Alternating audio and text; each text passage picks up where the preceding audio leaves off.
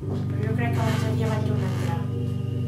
Estava ple de borilles i de llaunes i de tot. El caso que ahora que ya tenemos el piso casi listo, pues no vamos a perder más tiempo en papeleos y rollos burocráticos.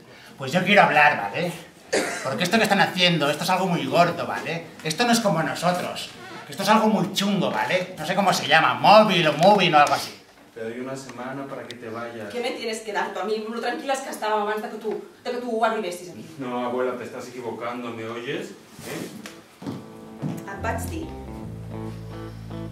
que havies de ser discret. Nuestros pisos no van a ser casas, van a ser apartahoteles. Apartahoteles. Sí, para gente de alto estatus. 2, 3, 4... ¡Pedro! Todavía quedan algunos vecinos que se resisten. Doncs ves al carrer de l'església i m'aconsegueixes les putes signatures que necessito. Sí, María, no quiero, lo siento, yo no firmo tampoco. Sí. Lo que tú tienes es envidia, vieja de mierda.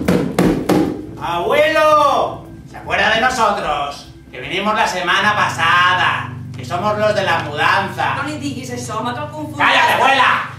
Com és la vida, Sí. Posen un ascensor pels avis i han de fer marxar els avis.